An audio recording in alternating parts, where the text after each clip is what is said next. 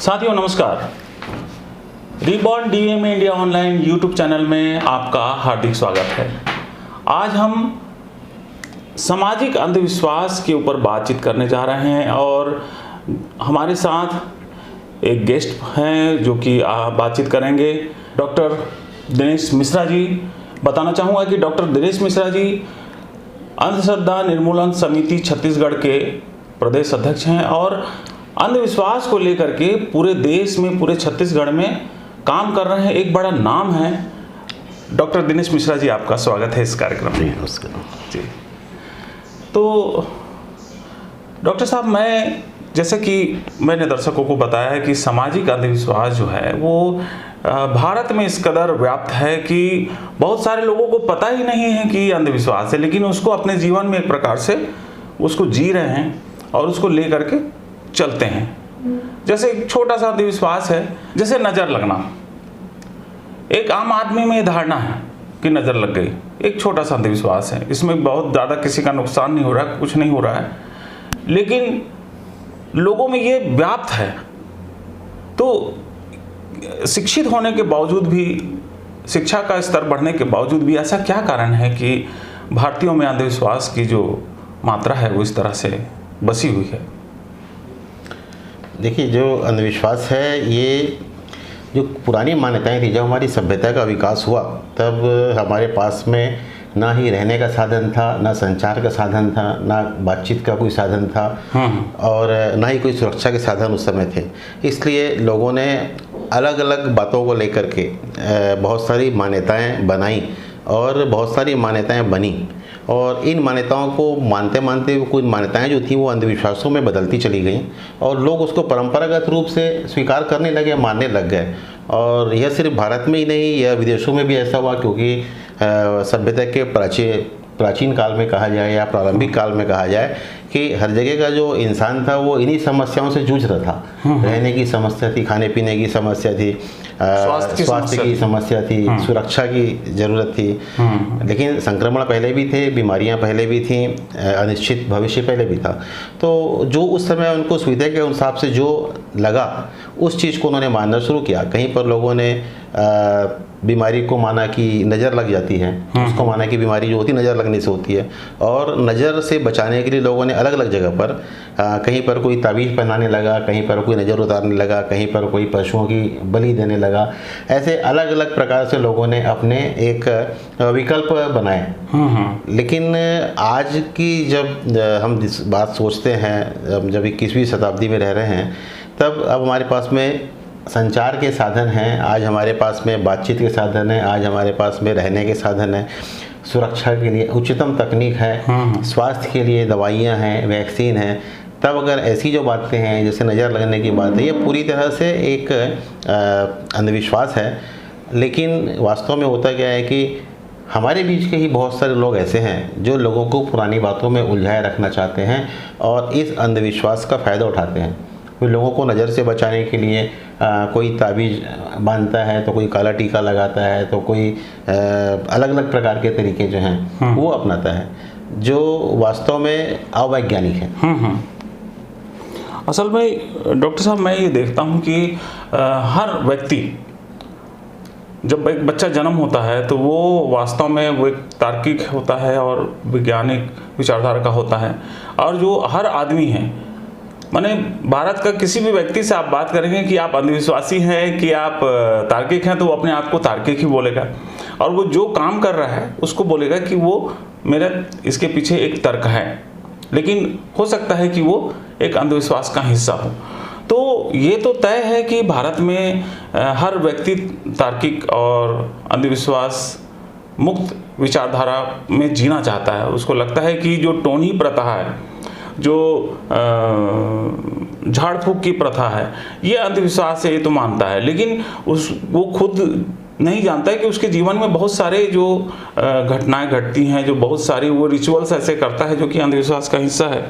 जैसे कि घर में घोड़े की नाल को लगाना, वो कॉमनली लोग लगाते, सोचते हैं कि इसमें बुरी आत्माएं नहीं आएंगी, इसमें भूत नहीं आएगा। तो ये क्या है, इसके पीछे क्या लॉजिक है, क्यों ऐसा होता है? नहीं, लोग अपने भविष्य को हमेशा सुरक्षित देखना चाहते हैं, वे चाहते हैं कि वे हमेशा खुशहाल जीवन जिएं। इसलिए उनको जो भी मान्यता या जो भी परंपरा, चाहे वो भारत से मिली हो चाहे विदेश से मिली हो, उस पर वे यकीन करते हैं ताकि वे किसी भी तरीके से सुखी और स्वस्थ रह सकें। जो आपने बहुत अच्छी बात की, जो घोड़े की नाल वाली जो बात कही है, यह मूलतः यह विदेशों से आई बातचीत है और इसमें लोग यह मानकर चलते थे पहले, माने विदेश से आई जी अंधविश्वास है। हाँ, यह वहाँ से आया हुआ है। हाँ। क्योंकि लोग पहले मानकर चलते थे कि जो चुड़ैल होती हैं या जो बुरी आत्माएं होती हैं वो घोड़े की टापों से डरती हैं और घोड़े को तो घर में बांधा नहीं जा सकता, इसलिए वे घोड़े की नाल लगाते थे।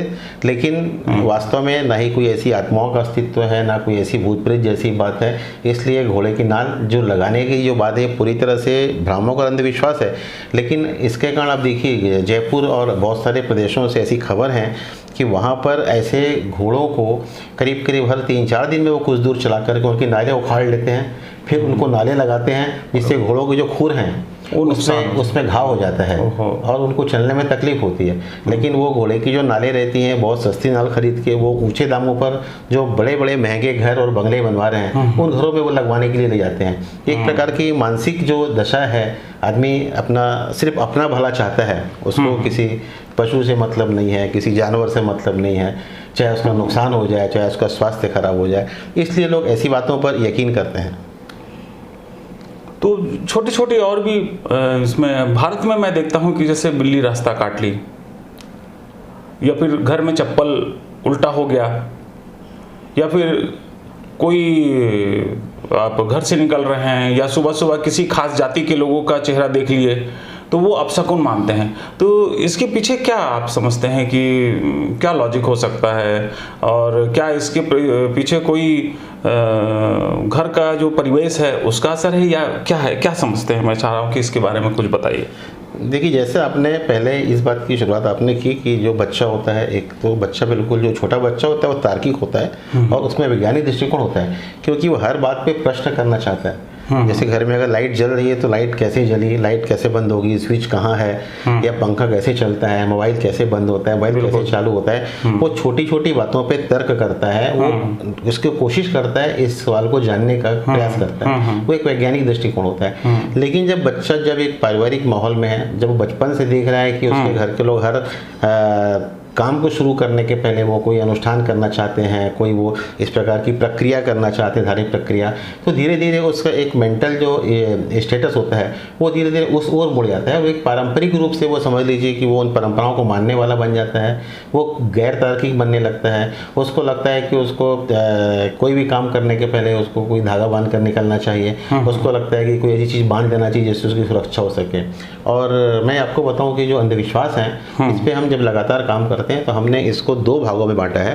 कुछ अंधविश्वास जो होते हैं वो सामाजिक अंधविश्वास हैं, और सामाजिक अंधविश्वास जो सामाजिक परंपराओं, सामाजिक मान्यताओं, जो पुरानी पीढ़ी दर पीढ़ी चले आ रहे हैं, रीति रिवाजों को लेकर बनते हैं, उन्हें हम सामाजिक अंधविश्वास कहते हैं। और कुछ अंधविश्वास जो होते हैं वो बीमारियों, इलाज और चिकित्सा को लेकर के बने हैं, वो चिकित्सा से संबंधित अंधविश्वास हैं। ये दोनों अलग अलग बातें हैं, उसके बारे में भी हम आपसे बात करते हैं। अब जैसे कि आपने कहा, मैं आपको बताऊंगा कि सूर्य ग्रहण जैसी बात होती है। सूर्य ग्रहण को आर्यभट्ट ने समझ लीजिए आज से 1500 साल पहले ही बता दिया था कि भाई ये जो ग्रहण होता है किसी राहु केतु के कारण नहीं होता है। ये चीज़ें बाकायदा हमने आर्यभट्ट के नाम से उपग्रह लॉन्च किया, सब कुछ किया, उसकी हम तारीफ करते हैं। लेकिन आज भी जब भी कोई भी ग्रहण होता है, चाहे वो सूर्य ग्रहण हो, चंद्र ग्रहण हो, अलग अलग चैनलों में अलग अलग ज्योतिषी काले कपड़ों में आ जाते हैं, बताते हैं कि वह ग्रहण राहु केतु से हुआ है और आपको इसके लिए बाहर नहीं निकलना चाहिए, और इसके लिए आपको ये दान करना है, ऐसा करना है, वैसा करना है, अलग तरीके बताते हैं, लोगों को डराते हैं। लेकिन अब दूसरी बात है, पढ़ाई लिखाई बढ़ रही है, पढ़ाई लिखाई लोगों में बढ़ने से लोगों में चेतना आ रही है। बहुत से लोग अब इन बातों को अब मानते नहीं हैं, लेकिन उसके बाद भी इस पर एक बातचीत होना चाहिए, एक बड़े स्तर पर बातचीत होना चाहिए कि जब ऐसी बड़ी घटनाएं होती हैं, खगोलीय घटनाएं होती हैं, तब इस प्रकार के जो प्रसारण हैं क्या वो उपयुक्त हैं, क्या वो तार्किक हैं, या उस पर विज्ञान से संबंधित लोगों से बातचीत कराई जाए कि भाई इसमें कुछ नहीं होगा, इसमें आप बाहर निकलो। क्योंकि लोगों को हमको ये बताने की आवश्यकता है कि जो कुछ लोग कहते हैं, जो ज्योतिषी कहें या तथाकथित भविष्यवक्ता हैं, लोग कहते हैं बाहर मत निकलिए, घर से बाहर मत निकलो, आप घर का सामान फेंकिए, खाने का सामान फेंकिए, आप बच्चों को ऐसा मत करिए, आप ये कपड़े पहनिए। अगर वास्तव में जो ग्रहण है यह कोई ऐसी खतरनाक बात होती तो क्या हमारे स्कूलों में छुट्टी नहीं हो जाती? क्या हमारे अस्पताल नहीं बंद हो जाते? क्या हमारे सरकारी ऑफिस नहीं बंद हो जाते? क्या हमारी फ्लाइटें नहीं बंद हो जाती? क्या हमारी ट्रेन नहीं बंद हो जाती? क्या पूरा का पूरा भारत बंद नहीं हो जाता है? लेकिन ऐसा नहीं है, क्योंकि यह खगोलीय घटना है, इसका कोई नुकसान नहीं है। इसलिए देखिए, ऑफिस भी चलते हैं, स्कूल भी चलते हैं, अस्पताल भी चलते हैं, फ्लाइटें भी चलती हैं। और यहाँ तक लोगों ने तो पिछले ग्रहण के समय से फ्लाइट में जाके भी सूर्य ग्रहण और चंद्र ग्रहण का आनंद लिया है, और देखा है कि खगोलीय घटना कैसी होती है। तो इस प्रकार जो लोगों को खगोलीय घटनाओं के रूप में जो लोगों को गुमराह करते हैं, भ्रमित करते हैं, वो लोगों को भी सोचना चाहिए कि अगर जो लोगों को सही चीज़ें मिलेंगी तो लोग खुद ऐसे भ्रम में ना पड़ेंगे। तो सही जानकारी जो है वो देना एक इलेक्ट्रॉनिक मीडिया का और समझिए वो एक जिम्मेदारी है। जी। तो मैं देखता हूँ डॉक्टर साहब कि जैसे जैसे विज्ञान बढ़ रहा है, टेक्नोलॉजी बढ़ रही है, वैसे वैसे ये जो पर्ची खोलने वाली बात हो गया या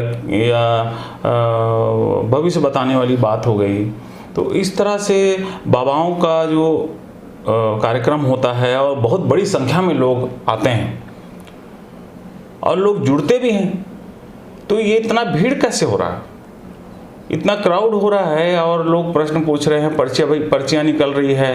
तो मैं चाह रहा हूँ कि थोड़ा सा इसके बारे में बताइए कि क्या है असल में ये मामला।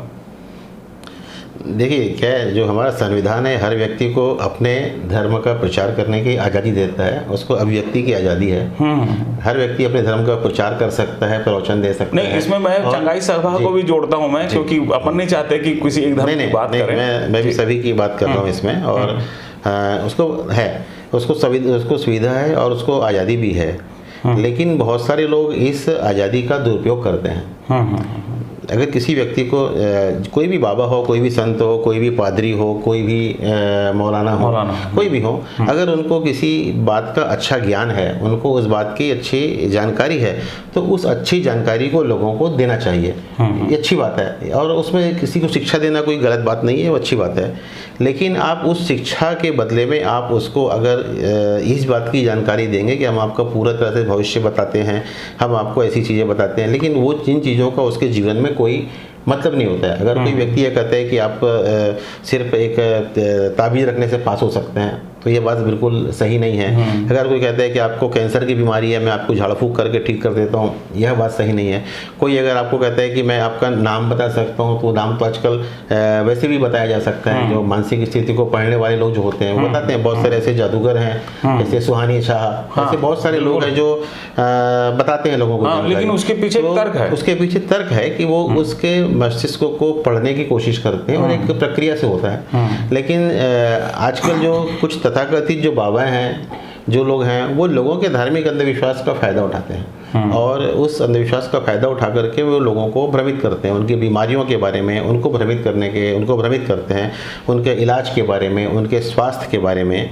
अब जैसे देखिए कि विज्ञान ने लगातार ये सिद्ध किया है कि भूत प्रेत जैसी बातों का कोई अस्तित्व नहीं है, और जो भूत प्रेत की बात करते हैं वो लोग मानसिक रूप से बीमार होते हैं, और ऐसे लोगों का मानसिक अस्पतालों में उपचार होता है। लेकिन एक विडंबना कहा जाएगा कि भारत में आज भी मानसिक चिकित्सकों की संख्या बहुत कम है, मानसिक अस्पतालों की संख्या बहुत कम है। इसलिए मानसिक रूप से बीमार व्यक्ति जो कि शारीरिक रूप से बीमार नहीं होते हैं, उनको लोग मान लेते हैं कि इनको नज़र लग गई है, भूत प्रेत ने पकड़ लिया है, बुरी आत्मा का साया है, चुड़ैल का साया है, जितनी मनगढ़ंत बातें हैं, जितनी अंधविश्वास की बातें होती हैं, उसके लिए वो किसी बाबा के पास जाते हैं, किसी मौलाना के पास ले आते हैं, किसी पादरी के पास ले आते हैं, किसी ऐसे प्रवचन देने वाले बाबा के पास लेकर आते हैं जो भूत प्रेत के नाम पर उनको ठगता है। ये कहा जाए कि ठगता है, क्योंकि अगर वास्तव में भूत प्रेत का अस्तित्व होता तो आप मान लीजिए कि जितने लोग डॉक्टर हैं, जिन अस्पतालों में मृत्यु हो रही लगातार, वहाँ पर उनको कभी कोई भूत प्रेत नहीं दिखते। जो ट्रक के ड्राइवर जो रात में अकेले, उनको कोई भूत प्रेत नहीं दिखता। जो एम्बुलेंस चलाते हैं, जो डेड बॉडी लेके जाते हैं रोज, उनको कभी भूत प्रेत नहीं करता है। जो हमारे लोग जो नक्सलाइट एरिया में जो काम करते हैं, जो जवान हैं या जो सीमा पे जो है पाकिस्तान बॉर्डर में है, उनको कभी भूत प्रेत नहीं दिखते हैं। भूत प्रेत किसको दिखता है? एक बच्ची है जो बीमार है, जिसको बुखार है, जिसकी मानसिक स्थिति गड़बड़ा गई है और वो कुछ भी अनाप शनाप बक रही है, किसी का नाम ले रही है, किसी के पड़ोसी का नाम लेती है, कभी अर्धमूर्छित अवस्था में है, उस या किसी की मानसिक स्थिति या संतुलन मतलब ये कहा जाए कि जिनकी मानसिक स्थिति या मानसिक स्वास्थ्य ठीक नहीं है, उनको इस तरह से इस चीज़ें जो है वो दिखती हैं और उनको दिखती है और उनको ऐसा महसूस होता है। तो उसमें अगर कोई ऐसा कहे कि मैं भूत प्रेत का विशेषज्ञ हूँ, मैं इनको ठीक करता हूँ, मैं इनको मारता हूँ, मैं भूत प्रेत से लड़ाई करता हूँ, तो ये बात एकदम हास्यास्पद भी है और ये एक प्रकार से मानसिक बीमार है जो ये कह रहा है, वो भी। जी हाँ, बिल्कुल सही बात है। उसमें आप किसी व्यक्ति को सही ढंग से बात समझाएंगे, उसके परिवार वालों को उसको समझ में आएगा। नहीं तो वही लोग ऐसे जितने भी प्रवचन होते हैं या समझ जितने भी ऐसे सत्संग होते हैं, चाहे वो किसी भी धर्म के हों, सभी धर्मों में वही हो रहा है आजकल। तो कहीं पर कोई मीरा दातार के नाम पर इकट्ठे करता है लोगों को, कहीं कोई चंगाई सभा के नाम पर, तो कोई अलग अलग आध्यात्मिक सभा के नाम पर इकट्ठे करता है, कोई दिव्य दरबार लगाता है। तो ऐसे जो दरबार हैं, जितने भी चंगाई सभाएं हैं, जो भी हैं, ये हमारी जो प्राकृतिक चीज़ें हैं इनके ये खिलाफ हैं। क्योंकि जो हमारी प्रकृति है, जो एक सीधा साधा सिद्धांत है, आप उसको व्यक्ति को सही ढंग से, अगर उसका भोजन है, उसका स्वास्थ्य ठीक है, तो सही संतुलित व्यवहार करता है। लेकिन अगर उसकी कोई भी तबीयत खराब होती है, मानसिक स्वास्थ्य खराब होता है, तो आप उसको वो अनियंत्रित होने लगता है। वो कई बार वो चिल्लाता है, चीखता है, लेटता है, मारने की बात करता है। मैं डॉक्टर साहब आपकी बात को बीच में रोकते हुए मैं आपसे जानना चाहता हूँ कि पहली बात तो ये है कि भारत में जो परिवेश है कि अगर कोई शारीरिक बीमारी है, उसको चोट है या कोई तकलीफ़ है, दर्द है, तो वो समझ में आता है लोगों को कि भाई चलो ठीक है, इसको जो है कोई एमडी या कोई आई स्पेशलिस्ट या किसी डॉक्टर को दिखाया जाए। लेकिन जब मानसिक बीमारी से या कोई डिप्रेशन से गुजरता है कोई व्यक्ति, या कोई मानसिक जो चेंज हो गया उसके अंदर में, उससे गुजरता है, तो उसको वो ये मानने के लिए तैयार नहीं है कि ये भी एक बीमारी है, मानसिक बीमारी है ये, और उसके लिए उसको कोई साइकेट्रिस्ट के पास जाना है या फिर कोई डॉक्टर को दिखाना है, ये नहीं करता है। तो कैसे कोई व्यक्ति समझे, मैं चाह रहा हूँ कि इसको थोड़ा सा आप विस्तार से बताएं कि परिवार में कोई सदस्य अगर इस स्थिति से गुजर रहा है तो आखिर परिवार के जो समझदार सदस्य वो क्या करें, कहाँ जाए? ये देखिए, आपने सही बात कही है। क्योंकि शारीरिक रूप से अगर कोई व्यक्ति बीमार है तो आप उसका ब्लड प्रेशर चेक कर सकते हैं, उसका शुगर की चेक कर सकते हैं, बुखार है कि नहीं चेक कर सकते हैं, उसकी सभी अंगों की जांच कर सकते हैं, जितनी सुविधाएं उपलब्ध हैं। लेकिन चूँकि मानसिक रूप से बीमार व्यक्ति होता है, वह शुरू में आपको पता नहीं चलता है, क्योंकि वो गुमसुम सा रहता है, बात कम करता है या बहुत अधिक उत्तेजित रहता है, तो एकदम से किसी को घर में समझ में भी नहीं आता है, उसको पकड़ में नहीं आता है। लेकिन अगर आप उसकी गतिविधियों पर ध्यान देंगे तो आपको पता चलेगा कि व्यक्ति जो है अचानक डिप्रेस है, या व्यक्ति जो है इसका रूटीन चेंज हो गया है, खाने पीने का रूटीन चेंज हो गया है, इसका सोने का रूटीन चेंज हो गया है, घर से बाहर नहीं निकल रहा है, चुपचाप बैठा हुआ है अंधेरे में, या एक ही प्रकार की बातें बार बार कर रहे हैं, तो आपको एक मानसिक चिकित्सक को दिखाने की ज़रूरत है। आप किसी भी बाबा के, झाड़ फूक के, ताबीज़ के ऐसे चक्कर में ना फंसें, क्योंकि यह जो चीज़ें अगर बीमारी बढ़ती जाती है तो उसकी जो स्थिति वो और ख़राब होती जाती है। और ऐसे ही जो लोग हैं बीमार होने के बाद में अलग अलग सभाओं में जाकर के जो चीखते चिल्लाते हैं, जो कहता जाता है किसी को भूत पकड़ लिया है, किसी को बुरी आत्मा पकड़ लिया है, कोई अलग अलग प्रकार की बातें करता है, वो एक प्रकार से वह भ्रम करने की बात होती है।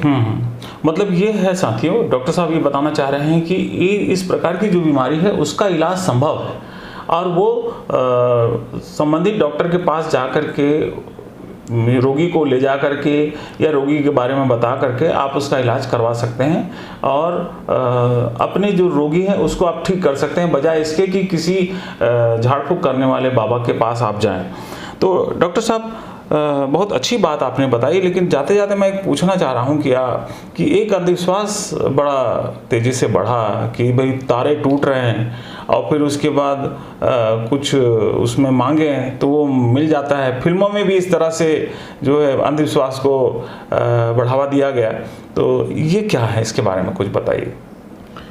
देखिए, ये बहुत ही पुरानी बात है, जो कि अलग अलग माध्यमों से पता चली है। कुछ लोगों ने फिल्मों से सीखा है, कुछ लोगों ने कि अगर कोई तारा टूटता है और उसको अगर आप देख लेते हैं तो उसमें आपकी पूरी मांगें पूरी हो जाती हैं, जो मांगेंगे मिल जाएगा। यह एक फिल्म में भी आया था, लेकिन जो तारों का टूटना है खगोलीय घटना है। बहुत सारे तारे हैं जो टूटते हैं और बहुत सारे तारे नष्ट हो जाते हैं और हमको पता भी नहीं चलता है। जो कुछ बड़े तारे नए तारे भी आ जाते हैं। जी हाँ, बड़े तारे जो होते हैं वो हमको पता चलते हैं, लेकिन वह उसमें ना ही कोई आपके पास में देवता आने वाले हैं, ना ही कोई ईश्वर आने वाले हैं, इसलिए आप उनसे कुछ भी मांगेंगे। या एक प्रकार से ऐसा है कि अंधविश्वास वाली बात है, इसमें लोगों को नहीं फंसना चाहिए। ऐसी बहुत सारी चीज़ें जो हैं लोग उसको मान के चलते हैं। जैसे मैं आपको बताऊं कि जो लकड़ी को छू करके जो कहता था कि जो टच वुड करके कहा जाता है कि टच वुड, अब फिर कुछ नहीं होगा।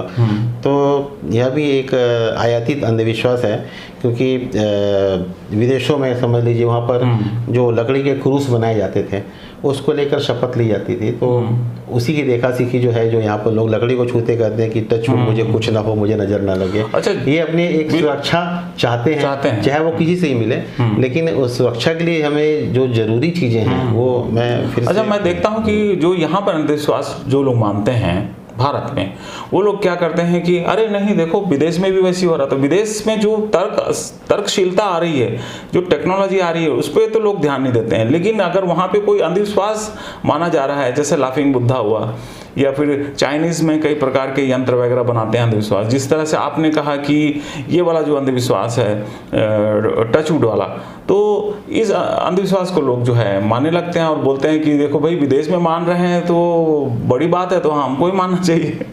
तो ये कैसे हो रहा फिर? देखिए, देश और विदेश की जो बात है ये हमेशा ही रहेगी, लेकिन जैसा हमारा देश है वैसे ही बाकी देश भी हैं और वहाँ भी हर किस्म के लोग हैं, वैज्ञानिक विचारधारा के भी लोग हैं, अंधविश्वास वाले भी लोग हैं। लेकिन अंधविश्वास की खबरें जो है वो मीडिया में ज़्यादा प्रमुखता से छापी जाती हैं या चलाई जाती हैं, क्योंकि वो लोगों को सुनने में रोचक लगती हैं। और चीन में भी बहुत सारे अंधविश्वास हैं, लाफिंग बुद्ध से लेकर के जो ड्रैगन है और अलग अलग प्रकार के वहाँ पर जो फेंग शुई की आइटम है, जो चीनी वास्तु है, ये सब वहाँ की चीज़ें हैं। कुछ लोग अलग अलग चीज़ें घरों में टांगते हैं कि भाई इससे कोई अशुभ नहीं होगा, लेकिन वास्तव में अगर हम सही ढंग से काम करते हैं तो हमको किसी प्रकार के भी इस प्रकार के प्रतीकों में जाने की ज़रूरत नहीं है। क्योंकि बहुत सारे लोग अलग अलग प्रकार की अंगूठियाँ पहनते हैं, नग पहनते हैं, उसके ऊपर एक पूरा बिजनेस सेट हो गया है। बहुत सारे लोग अलग अलग ज्योतिषी आते हैं बाहर से, वो नगों को बेचते हैं और उनको कहते हैं इस नग को पहनने से आपका जीवन सुखी रहेगा। लेकिन ऐसा वास्तव में होता नहीं है। बहुत सारे लोग अलग अलग, जैसे देखिए अब ट्रक के किसी गाड़ियों के पीछे में कोई जूते टांगता है, कोई काले कपड़े लगाता है, अलग अलग प्रकार की, कोई नींबू टांगता है, कोई मिर्च टांगता है। लेकिन इसके बाद भी अगर कोई वाहन चालक सही ढंग से गाड़ी नहीं चलाता है, अगर कोई वाहन चालक नशे में गाड़ी चला रहा है, ओवर स्पीड से गाड़ी चला रहा है, तो वो निश्चित रूप से दुर्घटनाग्रस्त होता ही है। वो चाहे वो कुछ भी टांग ले वो। तो ये वैसा ही हमारे खुद के साथ भी है। अगर हम संतुलित रूप से नहीं रहते हैं तो हम कितने भी प्रकार के उपक्रम कर लें, हम कितने ताबीज पहन लें, हम कितनी अंगूठियां पहन लें, कितने कड़े पहन लें, कितने अलग अलग प्रकार की चीज़ें ताबीज पहन लें, हम सुरक्षित कैसे रहेंगे? नहीं रह सकते। बिल्कुल बिल्कुल। तो डॉक्टर साहब, आपने बहुत अच्छी बात करी और अपना एक बहुमूल्य समय निकाला हमारे साथ बातचीत करने के लिए। इसके लिए बहुत बहुत धन्यवाद। भविष्य में भी कुछ मुद्दों को लेकर के जरूर आपके साथ बातचीत करते रहेंगे।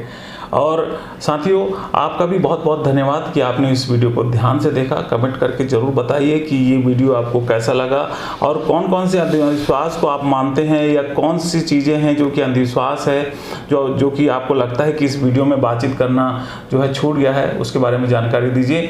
अगले हफ्ते हम फिर किसी खास विषय को लेकर के आपके सामने फिर से रूबरू होंगे। तब तक के लिए बहुत बहुत धन्यवाद। नमस्कार।